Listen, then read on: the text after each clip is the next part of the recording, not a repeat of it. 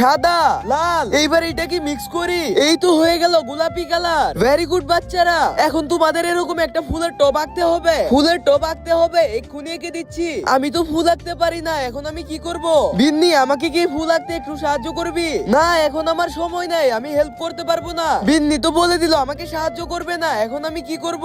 এই তো আমার মাথায় একটা বুদ্ধি চলে এসেছে। আমার ব্যাগের ভিতরে তো একটা পলিথিন আছে, ওই পলিথিন দিয়ে আমি ইউনিক স্টাইলে ফুল আঁকবো, যেটা দেখতে ওদেরটার চাইতো অনেক সুন্দর হবে। এবার এই পলিথিনের মাথায় একটু রং লাগিয়ে নেই। এবার এই পলিথিনটাকে সাদা কাগজের উপরে রেখে হালকা করে চাপ দিলেই তো ফুল হয়ে যাবে। এই তো অনেকগুলো ফুল এঁকে ফেললাম। এবার এই ফুলের নিচের গাছগুলো এঁকে দেই। এবার একটু গাছের সাথে পাতাও এঁকে দেই, যাতে গাছটাকে দেখতে আর অনেক সুন্দর লাগে। তুমি কি ফ্রি ফায়ার কে ভালোবাসো নাকি তোমার মা বাবাকে? যদি তোমার মা বাবাকে ভালোবাসো তাহলে ভিডিওটিতে একটি লাইক এবং চ্যানেলটিকে সাবস্ক্রাইব করে দাও। লাইক সাবস্ক্রাইব না করলে আমি ধরে নিব তুমি তোমার মা বাবাকে ভালোবাসো না। আর কমেন্টে 1 নাকি 2 এটা লিখে যাও। এই দেখুন ম্যাম, আমার ফুল সহ টব আঁকানো হয়ে গেছে। আরে ভাই ইয়ামি, তুমি তো খুবই সুন্দর এঁকেছো।